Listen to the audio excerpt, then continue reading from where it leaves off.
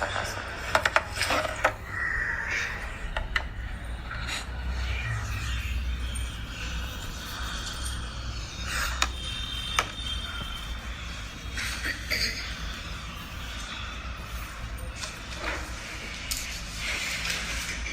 गेल्या वेळेला आपण 9वा श्लोक जो आहे तो श्लोक वाचला होता आणि त्याच्यातले 2 महत्त्वाचे शब्द मी पूर्णतः समजावून सांगितले होते की असक्ती आणि अनभिष्वंग म्हणजे काय. हे जे होते, मी कुंतीचं उदाहरण दिलं होतं, धृतराष्ट्राचं उदाहरण दिलं होतं आणि प्रेम आणि अभिष्वंग ह्याच्यामध्ये फरक आहे हे मी सांगितलं होतं. अभिष्वंग म्हणजे प्रत्येक गोष्टीमध्ये गुंतून राहणं, त्याच्यामध्ये स्वतःचा विचार करणं. प्रेम जे असतं त्या प्रेमामध्ये स्वतःचा विचार नसतो. अभिष्वंग जे आहे त्याच्यामध्ये स्वतःचा विचार असतो की माझं काय होईल हा विचार असतो. आणि त्यामुळे अनभिष्वंग म्हणजे त्याचे उलट निर्ममत्व ज्याला म्हणतात की त्याच्यामध्ये गुंतून राहायचं नाही, त्याच्याबद्दल एक प्रकारची डिटॅचमेंट त्याला म्हणतात, तशी वृत्ती. हे मी सर्व उदाहरणासह सांगितलं होतं, त्यामुळे आता मी त्याच्यामध्ये वेळ घालवत नाही. ऐकू येतं?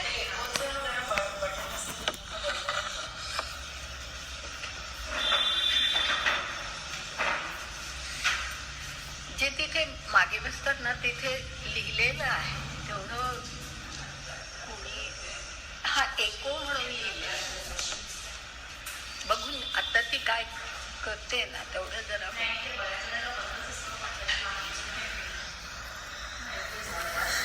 काय ते का चालू होतं म्हणजे खरं म्हणजे कोणी हात लावत नाही त्याला. पण हॅलो, येतंय अजून?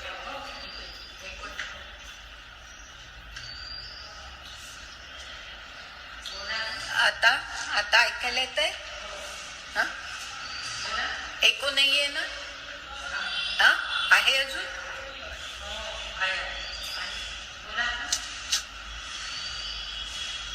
Hello hello hello,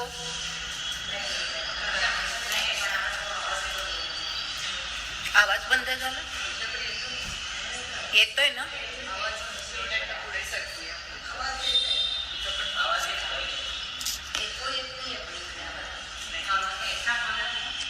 hello hello, ऐकू येते? बंद करूया का? ऐकायला येईल? हा, मला जरा त्रास.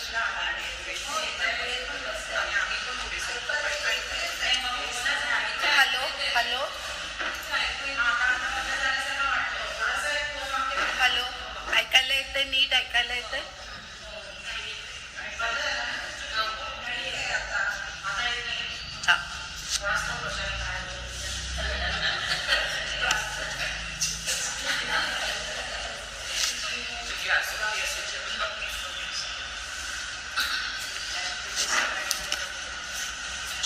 तर ह्या श्लोकामध्ये असक्ती हा जो शब्द आहे म्हणजे अनासक्ती किंवा निरासक्ती, हे असक्ती आणि अनभिष्वंग म्हणजे काय हे आपण गेल्या वेळेला पाहिलंय, उदाहरणासह पाहिलेलं आहे.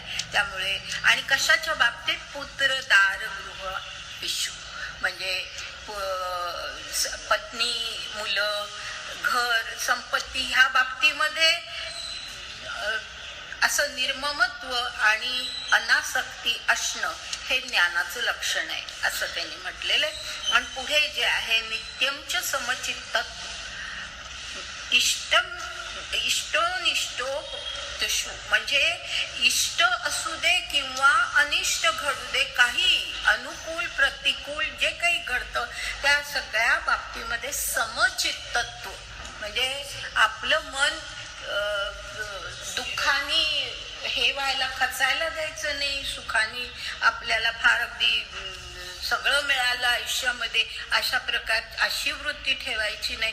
तर असं समचित्तत्व हे त्या पुढच्या भागामध्ये आणि नित्यमच कायम ही वृत्ती असायला पाहिजे हे ज्ञानाचं लक्षण म्हणून सांगितलेलं आहे. आता त्याच्यावरती ओव्या अगदी सोप्या आणि थोड्या आहेत त्या आपण पाहूया. तरी जो या देहावरी उदासू ऐसी या परी उखिता जैसा बिढारी बैसविला आहे. म्हणजे देहावरती उदास याचा अर्थ देहाबद्दलची आसक्ती नाही, की देहाबद्दलची आसक्ती याचा अर्थ आपल्या देहासाठी जे काही म्हणजे इंद्रियांचे जे सगळे विषय आहेत ते आपल्याला मिळाले पाहिजे, त्याच्यात गुंतून राहणं ही अशा प्रकारची वृत्ती त्याची नसते. जो या देहावरी उदासू ऐसी या परी, आणि त्याला तो उदासू कसा, म्हणजे उदासू म्हणजे अलिप्त, त्याच्यापासून अलिप्त कसा असतो ते सांगण्यासाठी पुढे उदाहरण दिले. उखिता जैसा बिढारी बैसविला आहे. म्हणजे उखिता जैसा बिढारी, बिढारी हा जो शब्द आहे तर आपण ज्याला बिऱ्हाडी असं म्हणतो ना तो आहे.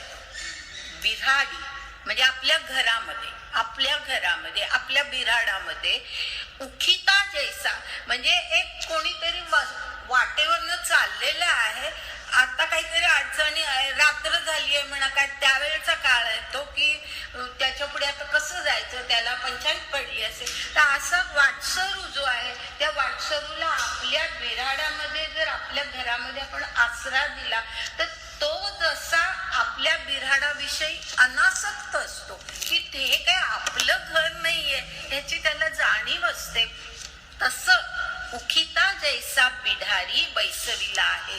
ती जशी त्याला जाणीव नसते तसं ह्या देहाच्या बाबतीमध्ये आहे. आपल्याला देहाच्या गरजा भागल्या पाहिजेत, परंतु देह म्हणजेच सगळं आणि देहाच्या गरजा म्हणजेच आपलं जीवन, अशा प्रकारची आसक्ती देहाविषयीची असू नये.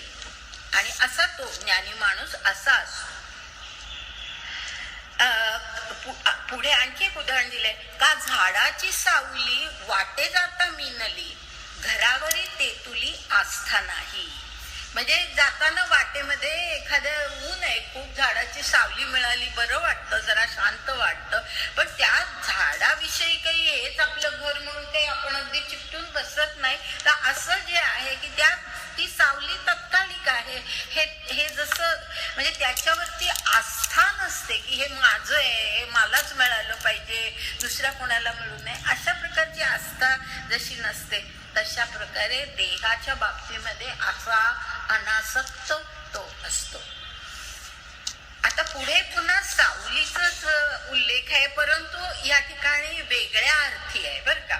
आता कसं आहे पहा, इथे पुढे काय म्हटलंय, सावली सरिसीच असे परी असे हे नेणीजे जैसे स्त्रियेचे तैसे लोलुप्य नाही. या ठिकाणी सावली म्हणजे स्वतःची सावली, आधीच्या ह्याच्यामध्ये झाडाची सावली, या ठिकाणी स्वतःची सावली सरिसीच असते. म्हणजे आपण जातो आपल्या बरोबर आपली सावली असते, ती सावली हे आपल्या बरोबरच असते. परी असे हे नेणी जे जैसे म्हणजे आपली सावली आपल्या बरोबर आहे ह्याची जाणीव नसते आपल्याला. नेणीचे स्त्रियेचे तैसे लोलुप्य नाही. हे स्त्री आपली पत्नी ही आपल्या बरोबर आहे, आता ती आपली जीवन साथी आहे, तिच्या बाबतीत आपली कर्तव्य आहे, ती आपण कर्तव्य करायचे. ह्याचा अर्थ असा घेऊ नका की स्त्रीच्या बाबतीत पत्नीच्या बाबतीतली सगळी कर्तव्य सोडायची असं नव्हे, तिच्याबद्दलची जी कर्तव्य आहे ती करायची. पण लोलुप्य याचा अर्थ स्त्रीमध्ये गुंतून राहणं, त्या पत्नीमध्ये अभिलाषा माणसाची असणं, की हे म्हणजे माझं सर्वस्व असं वाटणं. लोलुप्य अभिलाषा, लोलुप्य याचा अर्थ अभिलाषा. तर अशी वृत्ती नसावी. आणि प्रजा जे झाली, ह्याची ना काही उदाहरणं मी नंतर देते, आता आपण ओव्या बघूया. आणि प्रजा जे झाली तिये वस्ती कीरा आली का गोरुवे बैसली रुखातळी. फार फार सुंदर ओवी आहे. ज्ञानेश्वरीतल्या काही ओव्या इतक्या सुंदर आहेत. ही ओवी तशा प्रकारची आहे की प्रजा जे झाली ज येतो म्हणजे आपल्याला जे जन्मले, आपल्याला जी प्रजा जन्मली ती वस्ती कीरा आली म्हणजे ती जी आपली प्रजा आहे, आपली मुलं आहेत ते आपल्याकडे वस्तीला आलेले आहेत. आश्रयांचा आपण त्यांना आश्रय देणं, आधार देणं हे आपलं कर्तव्य आहे. ते काही काळापुरतं आपलं कर्तव्य आहे. ती वस्ती कीरा आली म्हणजे आपल्याकडे ती वस्तीला आलेली आहेत. आणि ते सांगण्यासाठी जे उदाहरण दिलंय ते इतकं सुंदर आहे का गोरुवे बैसली रुखातळी. गोरुवे म्हणजे गुरं, वृक्षाच्या खाली गुरं बसलीये सावलीसाठी. तशी मुलं आपल्याकडे वस्तीला आलेली आहे की झाड सावली देतं त्यांना. झाड काही म्हणत नाही की तुम्ही येऊ नका माझ्या तिथे. तसंच आपल्याकडे ती वस्तीला आलेली आहे. आपलं कर्तव्य आहे त्यांना आधार देणं, हे आपलं कर्तव्य. पण त्यांच्यामध्ये आपण गुंतून राहायचं नाही हे सांगण्यासाठी हे पुढचं उदाहरण आहे की जशी ती गुरं सावलीसाठी थोडा वेळ बसतात आणि मग उठून निघून जातात, म्हणून काही झाडाला असं वाटत नाही आपलं काहीतरी गेलं असं झाडाला वाटत नाही. तसं आपण सुद्धा मुलांच्या बाबतीत ही अनासक्ती असते, आसक्ती नाही. ह्याचा अर्थ मुलांना त्यागूनच टाकायचं असा मुळीच नाही. स्त्रीला, पत्नीला त्यागून टाकायचं असं आपलं कर्तव्य ते आपण केलंच पाहिजे. किंवा आपण स्त्री आणि पतीच्या बाबतीमध्ये आपली जी कर्तव्य आहेत ती आपण केली पाहिजे. पण फक्त जीवन म्हणजे फक्त तेच असं नसतं. त्याच्या पलीकडे जीवन कितीतरी आहे, कितीतरी आपली इतर कर्तव्य आहेत. तर ते जे आहे अशा ज्या वेळेला आपण असे अनासक्त होतो त्यावेळेलाच आपण इतर कर्तव्य सुद्धा करू शकतो. गोरुवे बैसली रुखातळी. जो संपत्ती माझी असता ऐसा गमे पांडुसुता. जैसा का वाटे जाता साक्षी ठेविला. म्हणजे संपत्ती माझी असता म्हणजे संपत्ती आहे त्या माणसाकडे, अशी त्याची जी परिस्थिती आहे त्यावेळेला त्याच्या मनातला भाव कसा असतो. ऐसा गमे म्हणजे त्याच्या मनातला विचार, त्याच्या मनातला भाव असा असतो. पांडुसुता अर्जुना त्याच्या मनातला भाव असा असतो. जैसा का वाटे जाता साक्षी ठेविला. म्हणजे एक साक्षी वाटेवरून जाताना एक कोणीतरी साक्षीदार किंवा कोण चालले आले गेले कोण आहेत काय ते काही हे चाललेलं नाही ना, काही अयोग्य काही घडत नाही ना, एवढं फक्त साक्षीदार पाहत असतो. तर तो तसा आपण जणू काही एक साक्षी आहोत. हे सगळं आपलं घर आहे, संपत्ती आहे, आपली पत्नी आहे, आपली मुलं आहेत, हे सगळं आहे. पण त्यांच्या बाबतीमध्ये असं ज्या वेळेला असतं त्यावेळेला त्याला तो ज्ञानी माणूस मानलेला आहे. एरवी मधली एक ओवी गाळून पुढे जाते मी 99 ओवी. एरवी दारा गृहपुत्री नाही जया मैत्री तो जाणपा धात्री ज्ञानासिगा.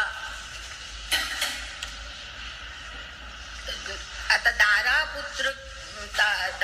गृहपुत्री हे कळतंय तुम्हाला. दारा म्हणजे पत्नी, गृह आणि पुत्र यांच्या बाबतीमध्ये मैत्री ह्याचा अर्थ गुंतणं असा अर्थ आहे की ह्याच्या माझी म्हणजे यामध्ये जो फार गुंतलेला नाहीये.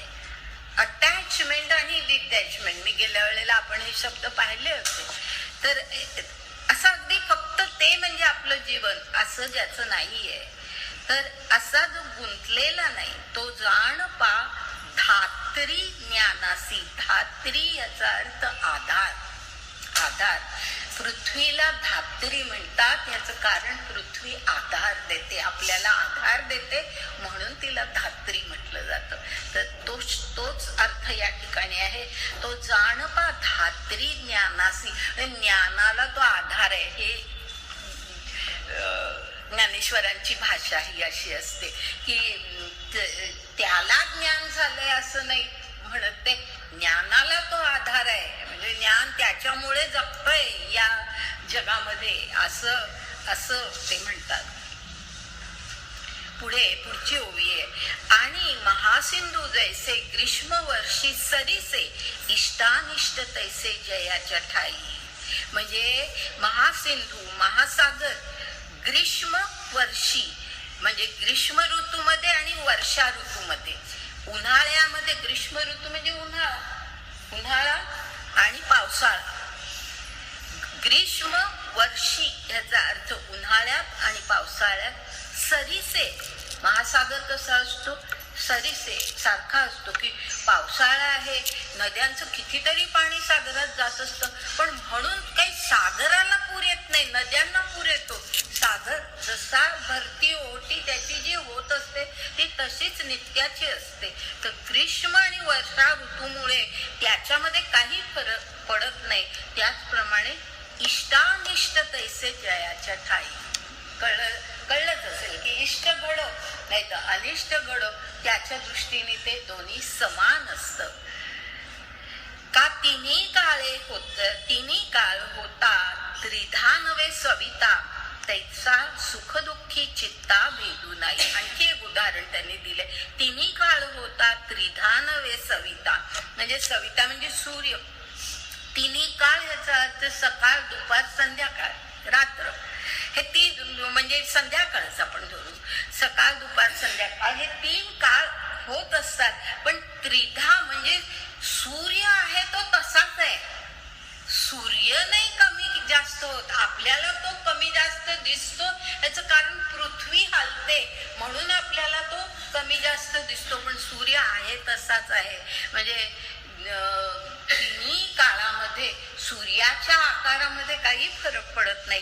तैसा सुखदुःखी चित्ता भेदू नाही.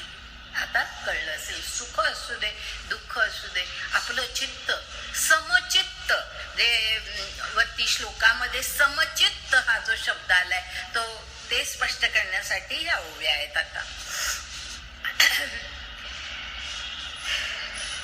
जेथ नभाचे निपाडे समत्वा उणे न पडे, तेथची ज्ञान रोकडे ओळख तू. म्हणजे जिथे नभ आकाश, आकाशाला कसं समत्वा उणे न पडे, आकाश सर्वांना सारखे की हे चांगली माणसं आहेत म्हणून काही आकाश वेगळं देतं, हे वाईट आहेत म्हणून त्यांना काही कमी देतं असं नाही. आकाश सर्वांच्या दृष्टीने सारखंच असतं. त्याचप्रमाणे असा समत्वाची बुद्धी ज्याच्यामध्ये आहे की सुखाचा काळ असो दुःखाचा असो, अनुकूल घडो प्रतिकूल घडो, जय हो पराजय हो काही होऊ दे, ज्याची बुद्धी समत्व, मागे आपण शिकले समत्वम योग उच्चते असं म्हटलेलं आहे गीतेने, ह्याच्या आधी आपण पाहिलेलं आहे. तर समत्वा उणे न पडे, तेथचे ज्ञान रोखडे ओळख तू. अर्जुनात ओळख की अशी समत्व बुद्धी ज्याच्यामध्ये आहे त्याच्यामध्ये ज्ञान भरलेलं आहे, तो ज्ञान पूर्ण आहे हे तू ओळख. त्याच्या आता 9वा श्लोक झाला. आता 10वा श्लोक वाचते मी नीट म्हणजे ना त्याच्यातले म्हणजे पुढचा जो भाग आहे तो पण मी आता वाचते आहे, तो नीट मी कशा प्रकारे वाचते ना तसं पाहिजे तर लिहून घ्या, कारण नाहीतर इथे वाचताना काही वेळेला आपल्याला कसं फोड करावी ते कळत नाही. म्हणून 10वा श्लोक असा आहे. मयी चानन्य योगेन भक्ती अव्यभिचारिणी, विविक्त देश सेवित्वम अरतिर्जन संसदी. असं आहे ते. म्हणजे आता अर्थ आधी सांगते थोडक्यामध्ये आणि मग आपण त्याच्या ओव्या नाही. ह्याच्या बाबतीमध्ये आधी ज्या आपण ओव्या पाहिल्या ना त्याच्या बाबतीमध्ये एक मला सांगायचं राहिलं, त्याचा आधी उल्लेख करते की हे जे आधीच्या ओव्या आपण पाहिल्या आणि तो जो 9वा श्लोक पाहिला त्या बाबतीमध्ये मनामध्ये अशी शंका येऊ शकेल कोणाच्या आली असेल अशी शंका की असं शक्य आहे का की आपली पत्नी, आपली मुलं, आपलं घर ह्या सगळ्याच्या बाबतीत इतकं अनासक्त असणं हे माणसाला शक्य आहे का? असा प्रश्न अशी शंका मनामध्ये येणं अगदी साहजिक आहे. इतकं पण अनासक्त, असक्त ज्याला इथे म्हटलेलं आहे आणि अनभिष्वंग ज्याला म्हटलेलं आहे, असं आपण राहू शकतो का? तर या बाबतीमध्ये असं म्हणता येतं की सामान्य माणसाच्या दृष्टीने ते कठीण आहे, निश्चित कठीण आहे. असं काही सहज या गोष्टी घडणाऱ्या नाही आहेत. कारण आपण जे जीवन जगतो त्याच्यामध्ये आपण गुंततो, आपण आपल्या घरामध्ये, आपल्या मुलांमध्ये आपण गुंततो, ही गोष्ट खरी आहे. पण जर समजा आपल्याला नेहमी हा एक विचार मनामध्ये ठेवा गीता शिकत असताना की आपलं प्राकृतिक जीवन आणि आपलं आध्यात्मिक जीवन या दोन मध्ये फरक असतो. आणि जर समजा प्राकृतिक जीवनाकडून आपल्याला आध्यात्मिक जीवनाकडे, ज्याला आपण आरोहण म्हणतो, तसं आपल्याला जर करायचं असेल, आपल्याला जर आपली उन्नती, आपला उद्धार करून घ्यायचा असेल, तर मग आपल्याला ह्या काही गोष्टी ज्या सहज साध्य नाही आहेत त्या थोड्या प्रयत्नाने आपल्याला साध्य कराव्या लागतात. बरोबर आहे की असं जमणारच नाही असं नाही, हे जमू शकतं, प्रयत्न करता येतो. आता ह्याच्या अगदी खूप अशी चांगली उदाहरणं द्यायची तर जनकाचं उदाहरण आहे की जनक हा राजा होता, कुटुंब होतं, त्याचं सगळं होतं, पण जनक इतका अलिप्त होता या सगळ्यापासून की हे जे वर्णन त्यांनी केलेलं आहे की असत्य आणि अनभिष्वंग, हे जनकामध्ये इतकं पूर्णतः त्याच्या जीवनामध्ये दिसतं की त्याचं एक उदाहरण म्हणून मी सांगते की ज्या वेळेला राम आणि सीतेचं राज्यारोहण समारंभ झाला, म्हणजे 14 वर्षाचा वनवासानंतरचा भाग आहे, ज्या वेळेला तो राज्यारोहण समारंभ झाला, खूप थाटामाटात तो समारंभ पार पडला.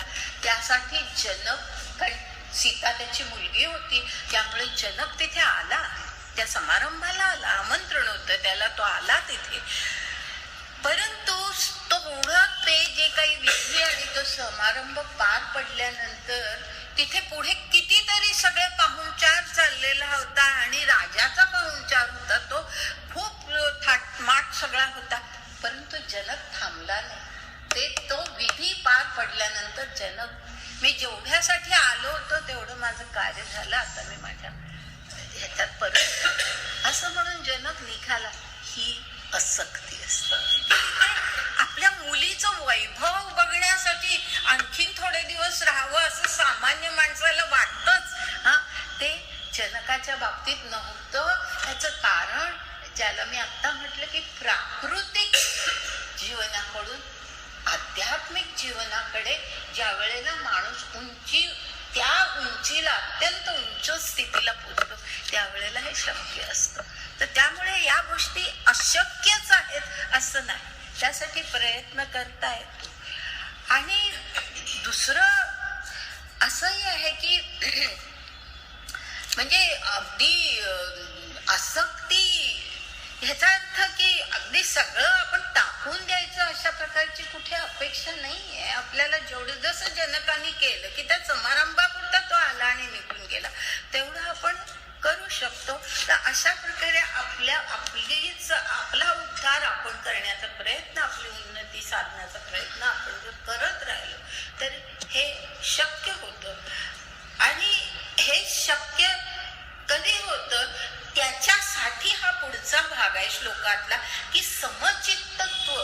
हे जे म्हटलंय ना की कुठली आता सुखाची परिस्थिती असो, दुःखाची परिस्थिती असो, आपलं चित्त सम ठेवणं हे त्याच्यासाठी आवश्यक आहे की आपल्या मुलीचं वैभव आपल्याला पाहावं, तो आनंद आपण घ्यावा, असं जनकाला वाटलं नाही. म्हणजे ठीक आहे, या कारणापुरता तो आला आणि निघून गेला, म्हणजे ही समचित्तत्वाची वृत्ती असते.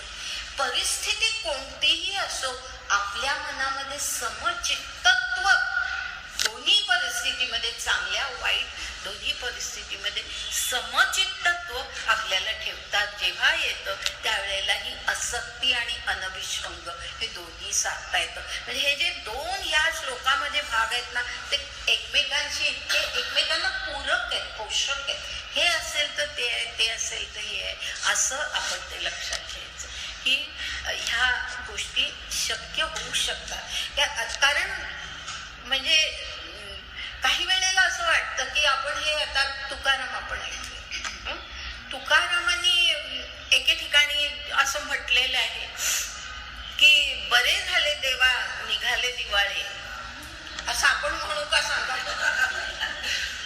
बरे झाले देवा निघाले दिवाळे असं म्हणतात. नंतर दुसरं म्हणतात बरे झाले देवा बाईला कर्कश, म्हणजे बाई माझी बायको कजाग आहे, कर्कश आहे, बरं झालं देवा असं म्हणतात तुकाराम.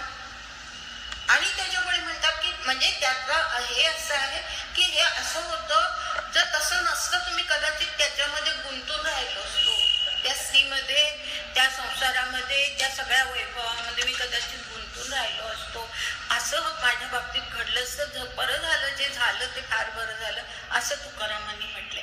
पण ह्याचा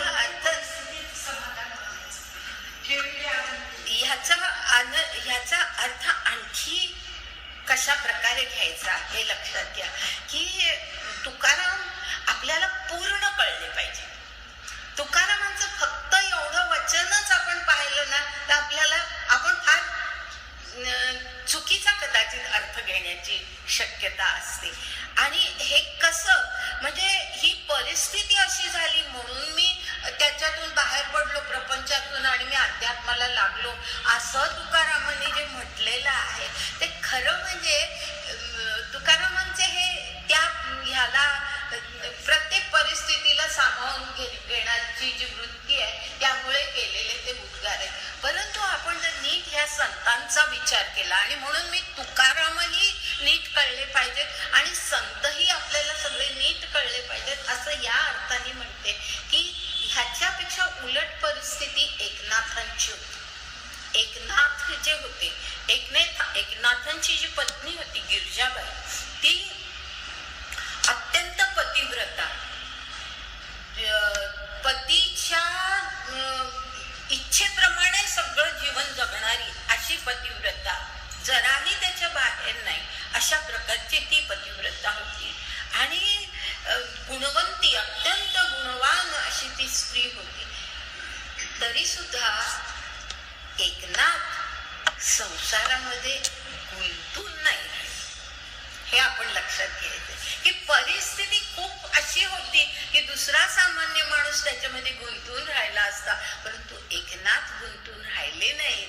असं संतत्व आपल्याला कळलं पाहिजे की जरी परिस्थिती खूप सगळी चांगली आहे म्हणून ते सगळं आहे, आता कशाला आपल्याला अध्यात्म पाहिजे, कशाला परमार्थ पाहिजे, कशाला देवाने सगळं दिलंच आहे आपल्याला, आपण खूप नशीब घेऊनच आलो, पूर्वजन्मीचं खूप मोठं पुण्य घेऊन आपण आलो की हे सगळं आपल्याला प्राप्त झालं, आता काय करायचं असे विचार एकनाथांनी केलेले. एकनाथांचे काही आता मला ते एवढं लक्षात नाहीये, पण एकनाथांचे असे काही हे आहेत की ज्याच्यामध्ये त्यांनी म्हटलं की अगदी बरोबर असाच उल्लेख केलाय, पुत्र, पत्नी आणि संपत्ती ह्याच्यामध्ये गुंतून मी राहत नाही असं त्यांनी म्हटलेलं आहे एके ठिकाणी.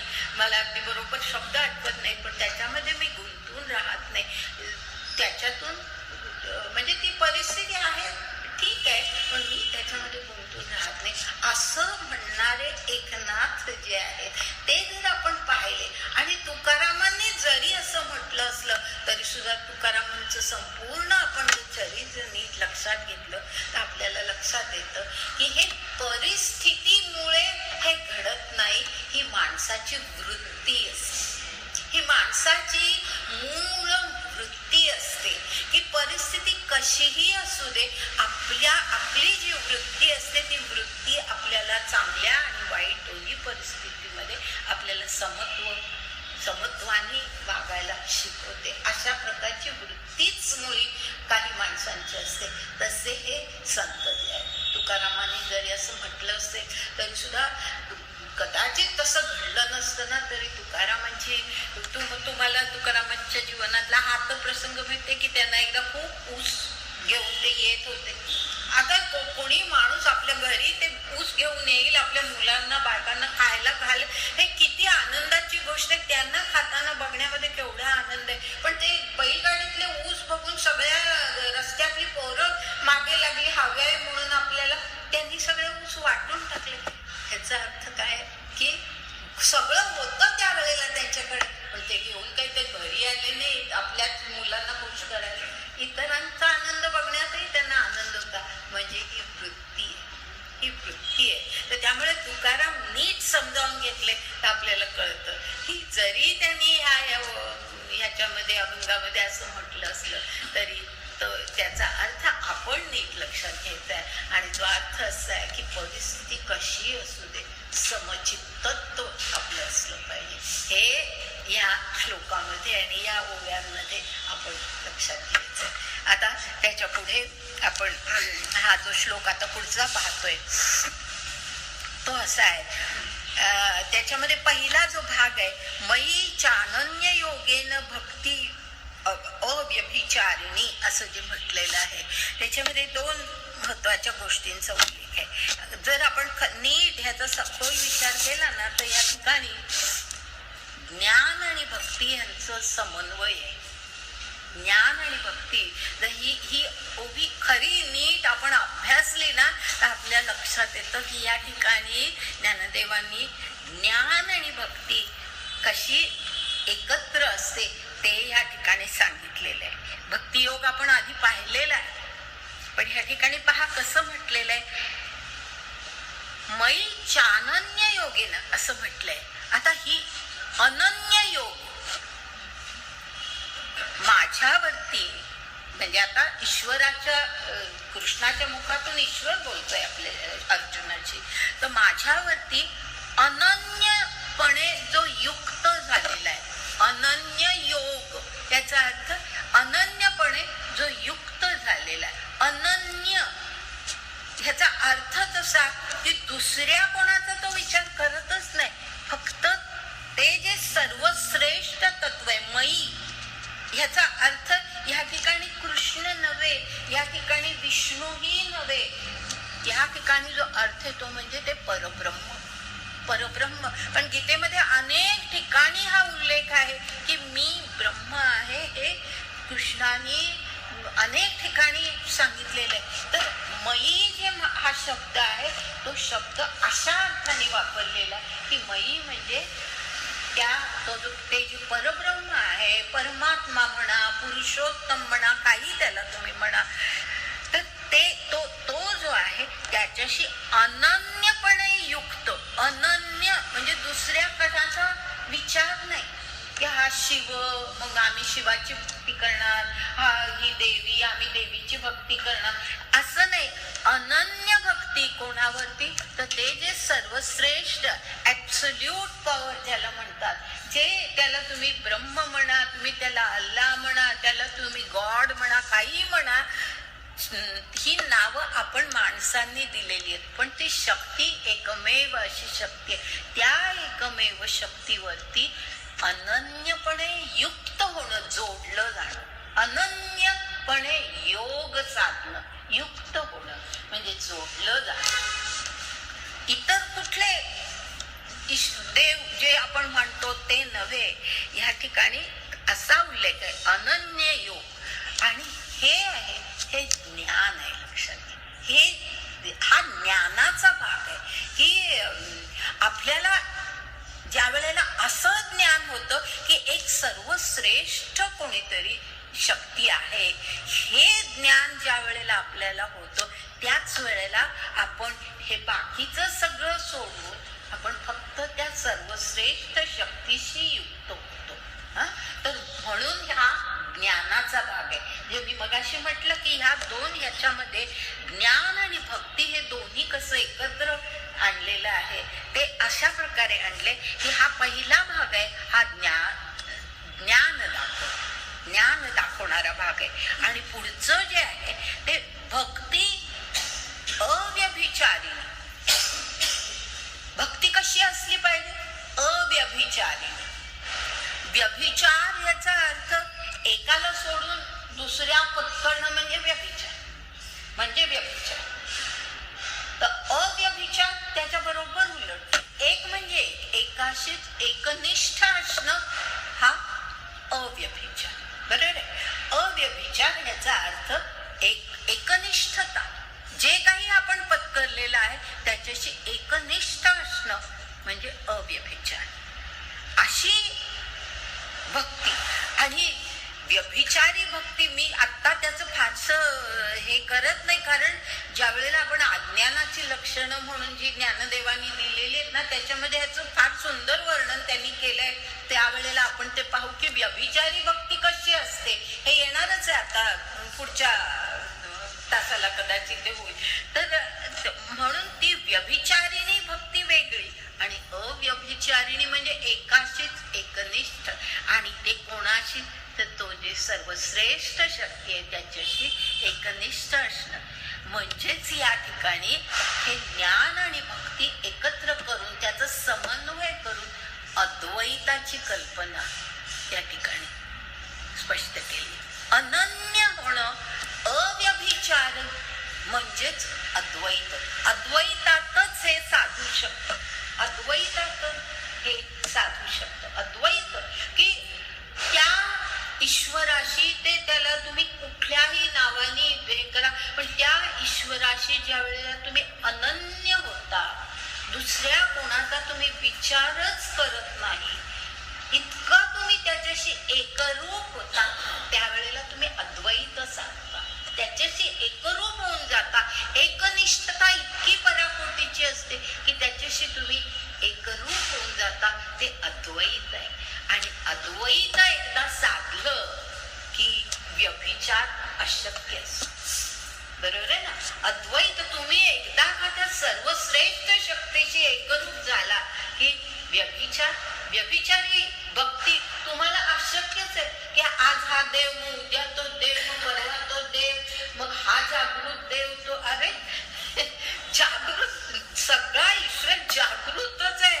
हे कसलं जागृत देव म्हणून त्याला नमस्कारायचा, मग शनिवारी एक, शुक्रवारी एक, सोमवारी एक, ह्याचा उपवास त्याचा उपवास, हे सगळं जे काही आहे ना ही व्यभिचारी आहे भक्ती आहे. लक्षात घ्या, त्याला व्यभिचारी भक्ती म्हटलंय. त्याचं वर्णन येणार आहे पुढे. तर ती न करता अव्यभिचारी ज्या वेळेला त्या सर्वश्रेष्ठ शक्तीशी तुम्ही एकरूप होऊन गेलाय, अनन्य म्हणून तो अनन्य शब्द आधी आलाय. अनन्यपणे त्याच्याशी युक्त झाला आहात, त्याच्याशी एकरूप झाला आहात, तुम्ही दुसऱ्या कोणाचा विचारच करणार नाही, मग आपोआपच अव्यभिचारी भक्ती निर्माण. तुम्ही इतर कशाचा विचार करूच शकत असा तो असतो. म्हणजे हा जो ज्ञानी भक्त असतो तो असा असतो की तो त्याची भक्ती कशी असते तर ती अव्यभिचारी तर असतेच, पण अव्यभिचारी का असते तर त्यांनी अनन्य योग साधलेला असतो. सर्वश्रेष्ठ शक्तीशी त्यांनी अनन्य योग साधलेला असतो, म्हणून अव्यभिचारी भक्ती ही त्याला शक्य असते. म्हणजे एकरूपता एक आठवण झाली पण सांगते की आता समजा शिवाची भक्ती, काही माणसं शिव हा सर्वश्रेष्ठ असं मानतात, काही विष्णू हा सर्वश्रेष्ठ असं मानतात वगैरे.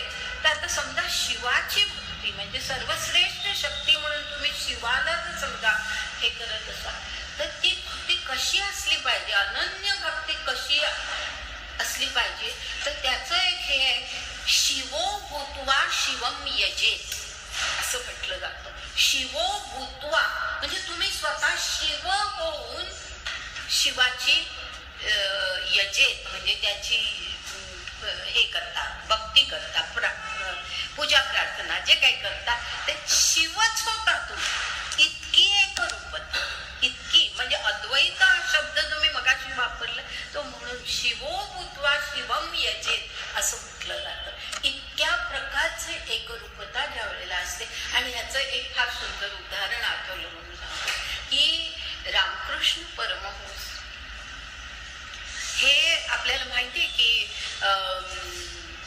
दक्षिणेश्वर म्हणजे कलकत्त्याच्या तिथे दक्षिणेश्वराच्या मंदिरामध्ये देवीचे पुजारी होते, हे आपल्याला माहिती आहे. देवीचे पुजारी होते. त्या देवीशी ते इतके काही एकरूप होऊन गेलेले होते. जसं मी आता म्हटलो शिवो भूत्वा शिवम यजे, म्हणजे शिवच होऊन शिवाची पूजा करायची, तसे ते त्या देवीशी एकरूप झालेले होते. म्हणजे ती देवी म्हणजे आपण, म्हणजे ती देवी म्हणजे आपण, अशी एकरूपता त्यांच्या मनामध्ये होती. आणि त्यामुळे त्यांचं जे जीवनचरित्र जर आपण वाचलं तर त्याच्यामध्ये असे उल्लेख आहे की काही वेळेला पूजा करत असताना रामकृष्ण परमहंस ती फुलं देवाच्या मूर्तीवरती वाहण्याच्या व्हायची, आपल्या डोक्यावरती वाहत असत. म्हणजे आता जर एखाद्या परक्या माणसाने ज्याला यातलं काही कळत नाही, त्यांनी पाहिलं, वरवरच पाहणारा, ज्याला काही भक्ती हा प्रकारच कळलेला नाही, त्यांनी जर पाहिलं तर म्हणजे काय वेडेपणा आहे, बरोबर. ते अशी फुलं आपल्या डोक्यावरती वाहतच, इतके काही गुणगुण त्याच्यामध्ये तल्लीन होऊन ते जायचे त्या पूजेमध्ये की ती फुलं ते आपल्या डोक्यावरती व्हायचे. प्रसाद काही वेळेला आपण स्वतः भक्षण करायचे. हे जे आहे हे ही जी तल्लीनता आहे ना, ही तल्लीनता ही सहज साध्य नाहीये, हे लक्षात घ्या. हा वेडेपणा तर नाहीच, पण ही तल्लीनता हे सहज साध्य नाही. ही अत्यंत परमोच्च अशी अवस्था आहे, भक्तीतली परमोच्च अवस्था. इतकी भक्ती माणूस करू शकत नाही, अशी भक्ती रामकृष्ण परमहंसांची त्या देवीच्या बाबतीत. ते जे मी म्हटलं शिवो भूत्वा शिवम यजे, हे रामकृष्णांच्या बाबतीमध्ये अशा प्रकारे दिसतं की ते स्वतः होऊन जायचे. ती देवी म्हणजे आपण, अशा प्रकारे त्यांचं वर्तन असायचं. ही जी कल्पना आहे, ही एक रूपतेची जी कल्पना आहे, ती त्या अनन्य शब्दाने, आणि इतकी अनन्यता आपल्यामध्ये असेल तर व्यभिचारी भक्ती कधी शक्यच नाही. तर असं ह्या श्लोकाचं हे आहे. आणि मग त्याच्या पुढे जे आहे विविक्त देश सेवित्वम अरधिर जनसंसदी, ह्या दोन त्याच्यामध्ये हे सांगितले. पहिलं आहे विविक्त देश सेवित्वम, ह्याचा अर्थ एकांत. त्या ज्ञानी माणसाला काय आवडतं तर एकांतात राहणं आवडतं. विविक्त देश सेवित्वम म्हणजे एकांत वासाची त्याला आवड असते, एकांत वासाची आवड असते.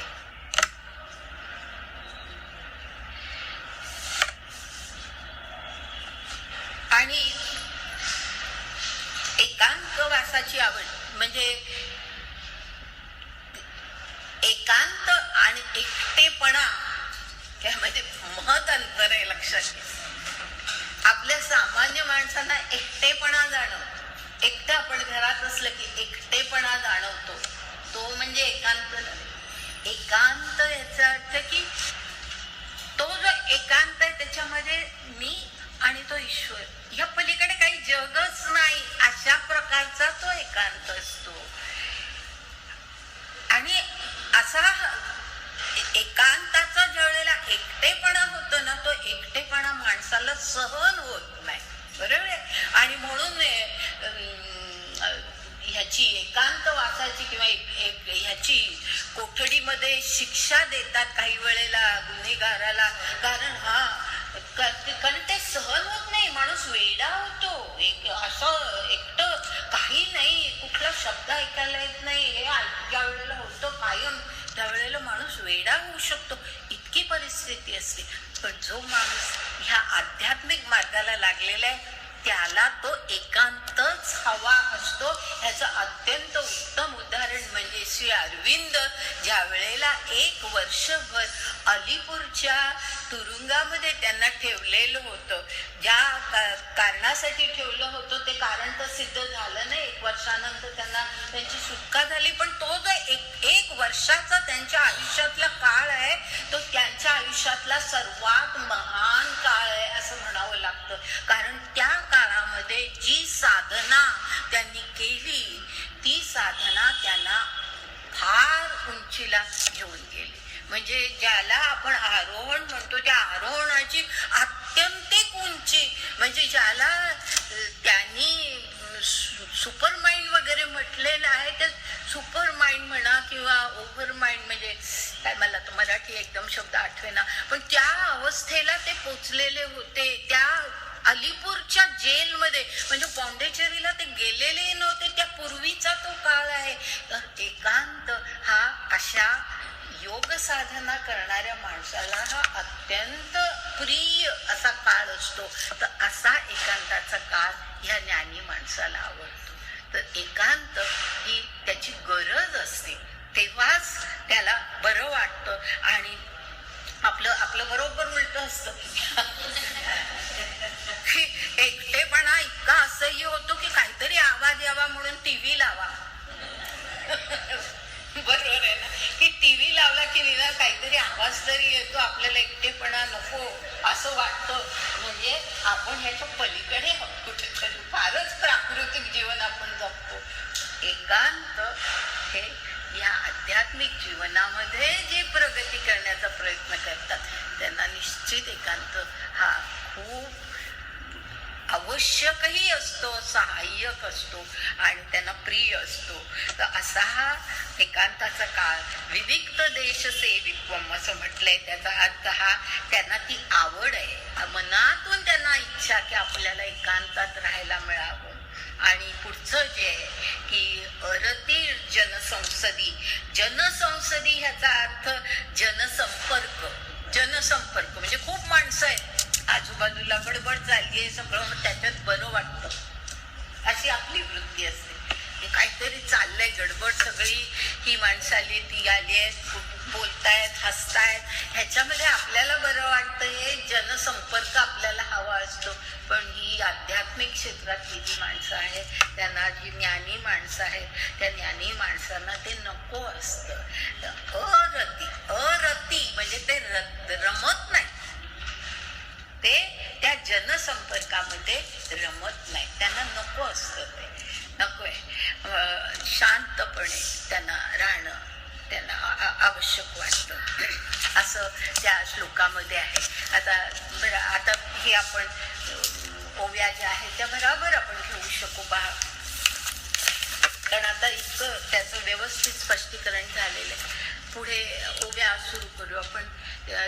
तिसरी ओवी आहे ती अशी आहे, आणि मी वाचून काही आणिक गोमटे नाही, ऐसा निश्चयोची तीही जया केला.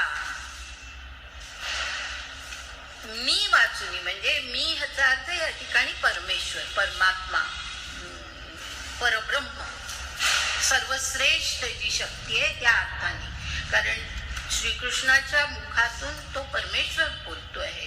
तर मी वाचुनी काही आणिक गोमटे नाही म्हणजे काही आवडत नाही, दुसरं काही आवडत नाही. ऐसा निश्चयोची असा त्याने निश्चय केलेला आहे. तीही असा जो शब्द आहे ना, ते ही वरती अनुस्वार आहे आणि त्याचा अर्थ तीही म्हणजे त्या तीन प्रकारे, म्हणजे तीन गोष्टींमध्ये. तर त्या तीन गोष्टी कोणत्या? काया, वाचा आणि मन. काया, वाचा, मन ह्या तिन्ही प्रकारे त्यांनी निश्चय केलेला आहे. कायेच्या दृष्टीने, मनाच्या दृष्टीने, वाचेच्या दृष्टीने दुसरं काहीच आवडत नाही. सगळं त्याचं जे लक्ष आहे, त्याचं जे सगळी आस्था कशाबद्दल आहे तर त्या ईश्वराबद्दल आहे. तर शरीर, मन आणि वाचा या तिन्हींनी असा निश्चय केलेला आहे की दुसरं आम्हाला काही नको. पुढे त्याचा उल्लेख आहेच. शरीर, वाचा, मानस पियाली कृतनिश्चयाचा कोश, एक मी वाचुनी वास न पाहती. शरीर, वाचा, मानस पियाली म्हणजे पियाली कृतनिश्चयाचा कोश, याचा अर्थ प्रतिज्ञापूर्वक त्यांनी शपथ घेतली. याचा अर्थ असा आहे, पियाली कृतनिश्चयाचा कोश म्हणजे त्यांनी कृतनिश्चय केलेला आहे, शपथ घेतलेली आहे असं आपण दुसऱ्या शब्दात म्हणू शकतो की त्यांनी प्रतिज्ञा केलेली आहे, शपथ घेतलेली आहे. आणि कशाची? तर एक मी वाचुनी वास न पाहती. या ठिकाणी वास याचा अर्थ इच्छा, वासना, इच्छा. वास न पाहती म्हणजे दुसरी कोणतीच इच्छा. काही शब्दांचे अर्थ संदर्भानुसार घ्यावे लागतात. तर या ठिकाणी वास म्हणजे वासना असा खरा तो शब्द म्हणजे इच्छा. माझ्याशिवाय दुसरी इच्छाच आयुष्यामध्ये त्यांना दुसरी कुठली नसते. पुढे किंबहुना निकट निज जयाचे जाहले मज तेने आपण या आम्हा सेज एकी केली. म्हणजे किंबहुना जास्त काय सांगू, बहुना म्हणजे बहुना आणखीन काय सांगू मी अर्जुना. निकट निज जयाचे जाहले मज म्हणजे जो माझ्या इतक्या निकट आलेला आहे, माझ्या मध्ये तो पूर्णतः इतका एकरूप झालेला आहे की तेने आपण या आम्हा सेज एकी केली. सेज याचा अर्थ शय्या, आम्ही दोघं एका शय्येवर, याचा अर्थ ही एकरूपता. म्हणजे पती पत्नी जसे एका शय्येवरती असतात त्याप्रमाणे त्याला तो आणि मी हे असे शब्द, हा सेज हा शब्द ज्ञानेश्वर अनेक ठिकाणी वापरतात. त्यामुळे आता तुम्हाला माहिती असला पाहिजे, जे नवीन आहेत त्यांच्यासाठी मी स्पष्टीकरण केलं की ते इतके आम्ही एकरूप झालेलो आहोत, तो आणि मी आम्ही इतके एकरूप झालेलो आहोत असा अर्जुनाला सांगतायत भगवंत. मधली एक ओवी सोडून पुढची ओवी घेते, 7वी. मिळवणी मिळतची असे समुद्री गंगाजळ दैसे मी होऊनी मज दैसे सर्वस्वे भजती. म्हणजे समुद्राला गंगेचं पाणी मिळत असतं, पण मिळालं म्हणून काही ते तिथे थांबत नाही, अजून पाठीमागून पाणी येतच असतं. पाण्याचा ओघ हा गंगेचा सतत चालूच असतो. समुद्रामध्ये ती आणखीन सातत्याने मिळतच असते. तर तसं रिगता मिळवणी मिळताची असे म्हणजे तो मला मिळाला आहे, माझ्याशी एकरूप झालाय, पण तरी तो मिळतोच आहे अजून. अजून तो मिळतोच आहे. म्हणजे मिळाला म्हणजे सगळं संपलं, एकरूपता झाली म्हणजे सगळं संपलं असं नाही. मिळवणी मिळतची असे हे कळण्यासाठी पुढे म्हटलेलं आहे की जसं समुद्रामध्ये गंगेचं पाणी येतच असतं, पुढे पुढे पुढे येतच असतं, अजून अजून मिळतच असतं, तसं आयुष्यभर तो माझ्याशी मिळतच असतो, माझ्याशी एकरूप होतच असतो. म्हणजे वाचा मन सगळ्यांनी तो माझ्याशी एकरूप होऊनच सततच मिळत असतो.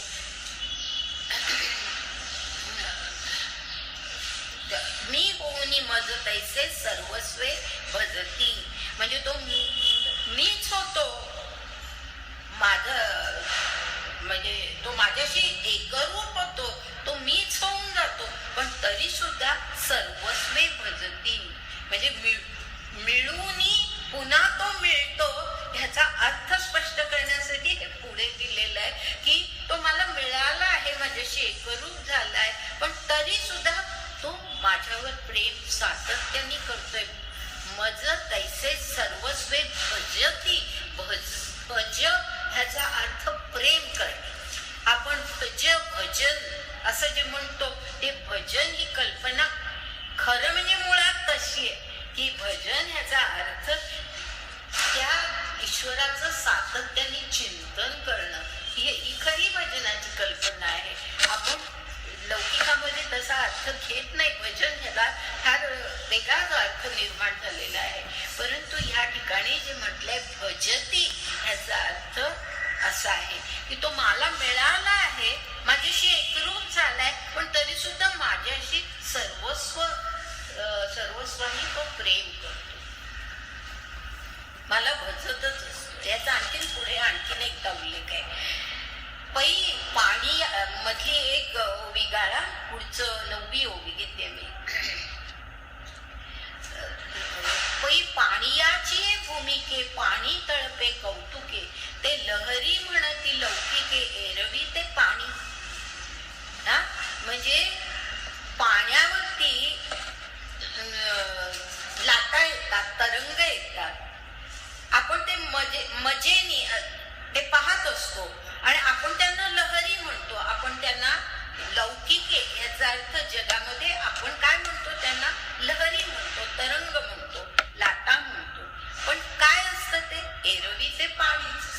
दुसरं काही वेगळं काहीच नाही, ते पाणीच असतं.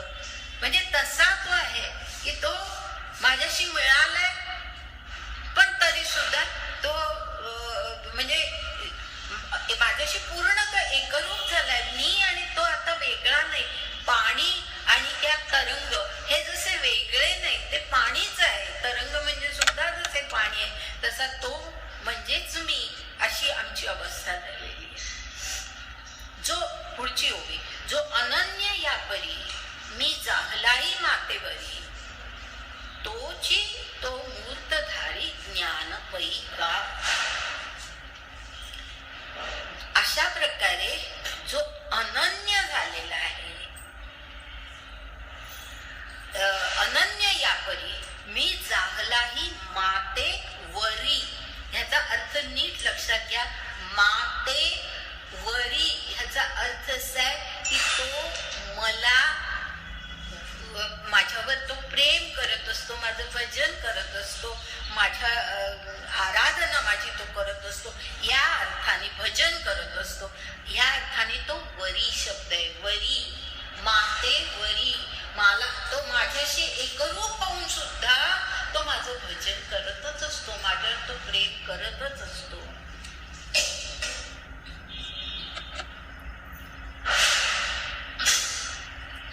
तोच तो मूर्तधारी ज्ञान पैका, म्हणजे तो मूर्तिमंत ज्ञान आहे, हे अर्जुना तू लक्षात घे.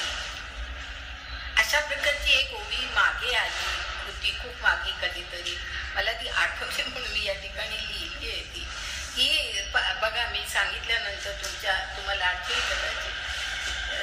मग मला वाटतं भक्ती योगामध्ये ती आलेली असावी. मग याही वरी पार्था माझी भजनी आस्था, तरी तया ते मी माथा मुकुट करी. अशी एक ओवी आली होती, आठवत की म्हणजे याही वरी याचा अर्थ की तो अगदी माझ्याशी मिळून गेलाय. याही वरी म्हणजे इतक्या उंचीला तो पोचलेला आहे, माझ्याशी ते एकरूप झालाय. तरी सुद्धा तो काय करतो, माझी भजन आस्था, माझं भजन करण्यामध्ये, माझ्यावर प्रेम करण्यामध्ये त्याला आस्था आहे, ते सोडलं नाहीये त्याने.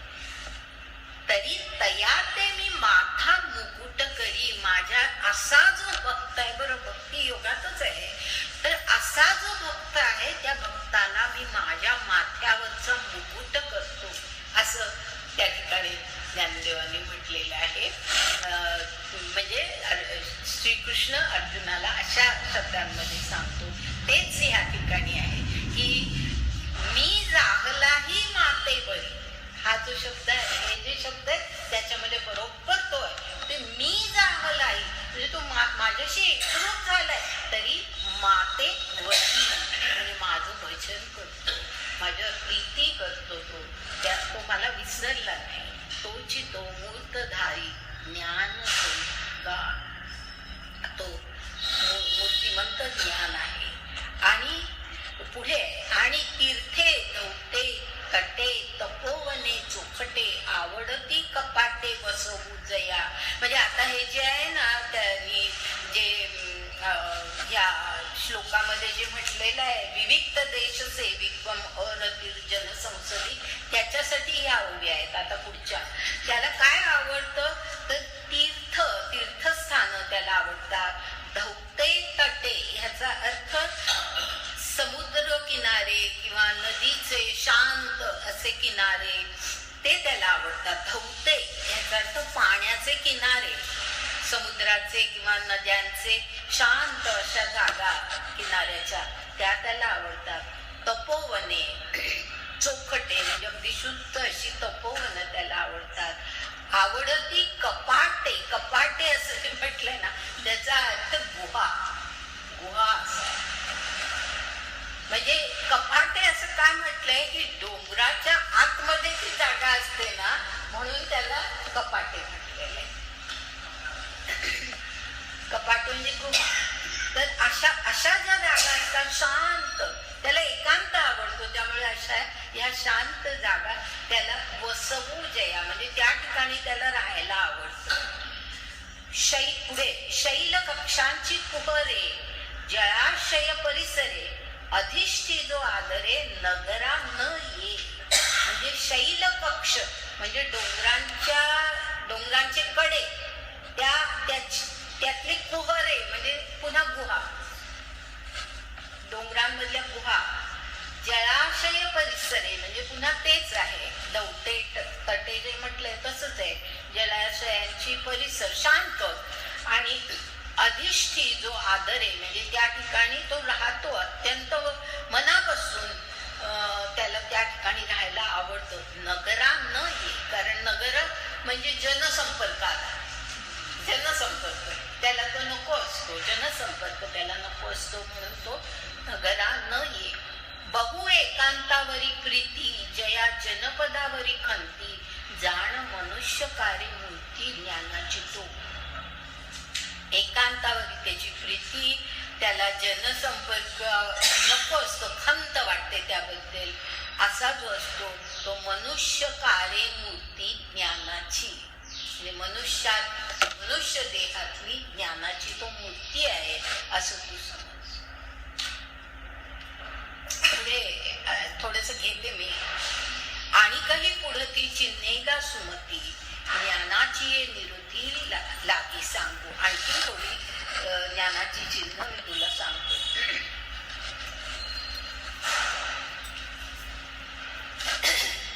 या ठिकाणी श्लोक वाचूया आपण. अध्यात्म ज्ञान नित्यत्व तत्वज्ञानार्थ दर्शनम एतत् ज्ञानम इति प्रोक्तम अज्ञानम यदतोन्यथा. म्हणजे तो कसा असतो तर अध्यात्म ज्ञान नित्यत्व म्हणजे आध्यात्मिक ज्ञानामध्ये तो नित्य गुंतलेला असतो. आध्यात्मिक ज्ञान म्हणजे आत्मा, परमात्मा, मी कोण आहे, माझं खरं स्वरूप काय आहे, माझा आणि त्या परमात्म्याचा काय संबंध आहे, माझा आणि या विश्वाचा काय संबंध आहे, हे सगळे आध्यात्मिक जे ज्ञान आहे त्या आध्यात्मिक ज्ञानामध्ये तो सतत गुंतलेला असतो. नित्यत्व तेच त्याच्या मनामध्ये, तेच विचार नित्य असतात. तत्वज्ञानार्थ दर्शन हा शब्द नीट आपण थोडासा उलगडून पाहूया की या ठिकाणी तत्वज्ञान आणि पुढे तत्वज्ञानार्थ म्हणजे तत्वज्ञानाचा अर्थ, याचं दर्शन म्हणजे त्याचं पुन्हा यथार्थ दर्शन असं शाब्दिक आपण त्याचं रूपांतर करू शकतो. तत्वज्ञानाचं यथार्थ दर्शन, यथार्थ दर्शन असं आपण अर्थ करू.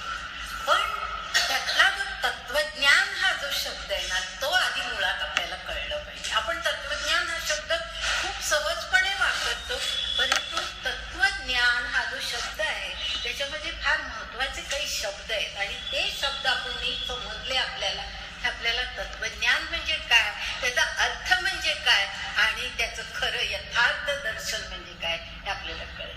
आता तत्वज्ञान ह्याच्यातला त्यातला पहिला जो तत्व शब्द आहे त्याच्यात पहिल्यांदा तत् हा शब्द आहे. तत् म्हणजे ते, तत् याचा अर्थ ते. आता ते असं जे म्हटलेलं आहे ते म्हणजे आता हे जे आपण ब्रह्म, परब्रह्म, परमात्मा वगैरे, पुरुषोत्तम वगैरे हे जे सगळे शब्द वापरतो, कोणी गॉड म्हणेल, कोणी अल्लाह म्हणेल, काही हे जे आपण काही शब्द वापरतो हे आपण दिलेले शब्द आहेत. मुळामध्ये ही जी शक्ती आहे, काही परमशक्ती जी आहे त्याला काही नाव नाही, त्याला काहीही नाव नाही आणि म्हणून त्याचा उल्लेख सुरुवातीच्या काळामध्ये तर तत् असाच केला जात असे. तत् म्हणजे ते, तत् म्हणजे ते, ती जी ऍब्सोल्यूट पॉवर आहे, ती जी अल्टिमेट पॉवर आहे, जी सगळी आपल्या सगळ्यापेक्षा काहीतरी अत्यंत उंचीची अशा प्रकारची जी आहे की आपल्याला कळूच शकत नाही की ती त्या शक्ती काय तिचं स्वरूप आहे, आपल्याला कळूही शकत नाही अशी जी शक्ती आहे त्याला उद्देश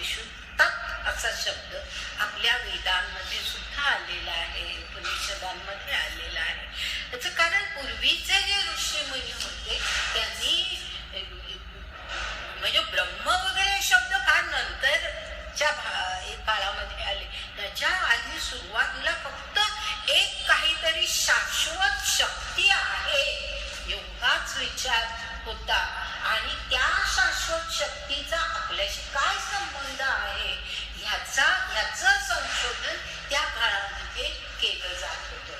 संशोधन याचा अर्थ आपल्या आजच्या दृष्टीने घेऊ नका तो शब्द. संशोधन म्हणजे जिज्ञासा, की काय आहे ते, काय शक्ती आहे ती आणि माझा त्या शक्तीशी काय संबंध आहे ह्याबद्दलची जिज्ञासा होती. आणि त्या जिज्ञासेसाठी जे काही प्रयत्न करत होते त्याच्यातून मग या ऋषी मुनींना अंतस्फूर्ती व्हायला लागली. जे आपण म्हणतो ना की ते अपौरुषेय असं जे म्हटलं जातं ते त्यांना असं आपण असं म्हणतो की त्यांना काही ध्वनी ऐकायला आले. ते ध्वनी याचा अर्थ केवळ वरूनच आले असं नाही, आतून त्यांना काही ध्वनी आदेश आले, त्यांना आतून काही जाणीवा निर्माण झाल्या, ते जे सगळं होतं. त्यामुळे काहीतरी आपल्यापेक्षा एक वेगळी शाश्वत शक्ती आहे त्याचा उल्लेख सुरुवातीच्या काळामध्ये तत् असा केला जातो. तत् म्हणजे ते. आता तत्व हा जो शब्द आहे तो त्या तत्वरून आलेला आहे. तत्व ह्याचा अर्थ असा की ते जे आहे त्याचं जे काही स्वरूप आहे त्याचा त्या तेचा जो तेपणा आहे. जसं का मीपणा हा तर शब्द आपल्याला कळतो. मीपण आपल्याला कळतं ना, मी म्हणजे कोण हे आपल्याला कळतं. मी म्हणजे कशी आहे हे आपण शब्दामध्ये मांडतो. म्हणजे तर माझा मीपणा झाला, बरोबर आहे की माझं स्वरूप मला माहिती आहे की मी अशी आहे, हे माझं स्वरूप मला माहिती आहे. तसं त्या तेच जे ते पण आहे, लक्षात आलं, ते पण त्या परमशक्तीचं जे स्वरूप आहे, ते जे स्वरूप आहे त्याला ते तत् म्हणजे ते आणि तत्व म्हणजे त्याचं ते पण हा अर्थ लक्षात घ्या. त्याचं जे ते पण आहे म्हणजे त्याचं जे खरं मूळ स्वरूप आहे ते तत्व, त्याला तत्व असं म्हणतात. त्याला तत्व असं म्हणतात की त्याचं ते पण. जसं माझं मी पण मला कळतं, माझं स्वरूप मला कळतं, स्वत्व होतं. हा सगळं आपण त्या त्व हा शब्द आपण अशाच प्रकारे जोडतो की त्याचं स्वरूप त्या तत् जे आहे त्याचं त्या परमशक्तीचं जे काही स्वरूप आहे ते म्हणजे तत्व. हा तत्व शब्द त्यावरून आलेला आहे. आणि त्या तत्वाचं म्हणजे आता आपण समजा त्याला आपण ब्रह्म म्हणूया कारण आपण म्हणतो ब्रह्म. तर ब्रह्माचं ब्रह्मपण म्हणजे ब्रह्माचं काय स्वरूप आहे वेदांनी सांगण्याचा प्रयत्न केलाय, उपनिषदांनी सांगण्याचा प्रयत्न केलाय. वेदांनी सांगता नेती असं म्हटले, नाही सांगता येत, शब्दामध्ये सांगता येत नाही, इथपर्यंत आले आणि म्हणाले छे असं नाही. असं वेदांचं म्हणजे त्याचं जे काही खरं स्वरूप आहे ते कळणं फार कठीण आहे. पण त्याला काहीतरी स्वरूप आहे, ते तत्व. ब्रह्माचं ब्रह्मपण, तत्चं ते पण, हे जे आहे ते म्हणजे तत्व. आणि त्या तत्वाचं ज्ञान म्हणजे तत्वज्ञान. त्या तत्वाचं ज्ञान म्हणजे ती जी शक्ती आहे, परमशक्ती जी आहे, त्या परमशक्तीच्या स्वरूपाचं ज्ञान म्हणजे तत्वज्ञान. आणि हा जो अर्थ आपण आता पाहिला हा नीट लक्षात ठेवा. याचं कारण असं आहे की आता ना ही ज्ञानाची लक्षणं आता जवळजवळ संपत आलेली आहे. आणि ही ज्या वेळेला संपतात त्यावेळेला गीतेमध्ये तो भाग नाहीये, परंतु ज्ञानेश्वरांनी त्या ज्ञानेश्वरीमध्ये निरूपण करताना अज्ञानाची पण लक्षणं सांगितली, ती आपण पाहणारच. पण अज्ञानाची लक्षणं सांगून झाल्यावर पुन्हा ह्या जे ज्ञान आहे, कशाचं ज्ञान, ते जे ज्ञेय आहे, ज्ञेय हा शब्द कळतो की ज्याचं ज्ञान करून घ्यायचं ते ज्ञेय. तर ते जे ज्ञेय आहे त्याच्या स्वरूपाबद्दल किंवा त्याच्याबद्दल बराचसा मोठा भाग ह्या अध्यायामध्ये. म्हणजे 13वा अध्याय खूप मोठा आहे, पण त्याचा जो हा शेवटचा भाग आहे तो अत्यंत मोठा आहे. आणि ज्या वेळेला ही ज्ञानाची लक्षणं संपत येतात ना, त्यावेळेला असा उल्लेखच आहे गीतेमध्ये की जर आपल्याला सगळं ज्ञान आपल्याला कळतंय, आपण ज्ञानेश्वरी ऐकतोय, दासबोध ऐकतोय, उपनिषद ऐकतोय आणि काय काय ऐकतोय, आपण ज्ञान मिळवण्याचा प्रयत्न करतोय, पण जर समजा आपल्याला ते जे मूळ तत्व जे आहे ते आपल्याला कळलंच नाही किंवा त्याचं आपल्याला काही आतून का होईना आपल्याला काही साक्षात्कार झाला नाही, आपल्याला त्याचं काही दर्शनच झालं नाही. दर्शन याचा अर्थ डोळ्याला दिसणं असं नव्हे, दर्शन याचा अर्थ यथार्थपणे त्याचं स्वरूप कळणं म्हणजे दर्शन. ते दर्शनच आपल्याला झालं नाही तर त्या सगळ्या ज्ञानाचा काही उपयोग नाही असं या ठिकाणी म्हटलेलं आहे. येऊ आपण त्यात तिथे, पण म्हणून हा तत्वज्ञान याचा अर्थ नीट समजला पाहिजे, म्हणून मी एवढं स्पष्टीकरण केलं. तर तत्वज्ञान म्हणजे काय, तत्व म्हणजे काय, तत्व म्हणजे काय आणि त्याचं ज्ञान आणि त्याचं यथार्थ दर्शन असा उल्लेख तिथे आहे. तत्वज्ञानार्थ दर्शन त्याचा यथार्थ दर्शन.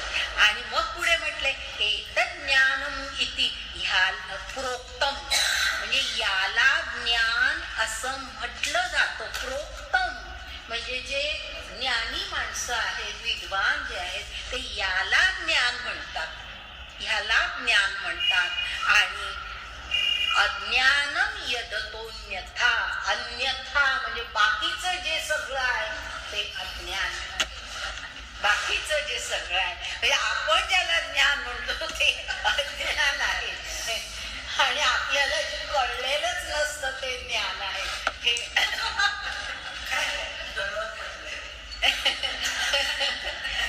असं इतकं सुंदर म्हणजे ह्या श्लोकातले ना एक एक शब्द आपल्याला एवढं काही मोठं हे देतात.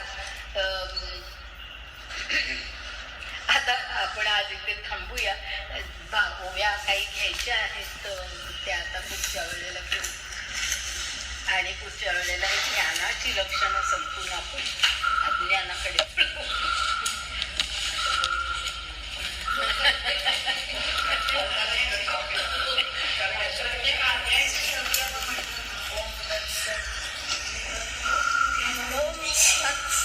हे येणारही आहे, गीतेमध्ये आहेच ते. ओम तत्सत हे गीतेच्या याच्यामध्ये मला वाटतं 15व्या अध्यायामध्ये आहे.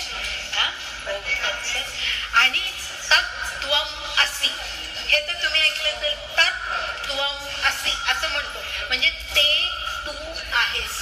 तत्त्वम असि म्हणजे तू दुसरा कोणी नाही आहे, तू ब्रह्मच आहे.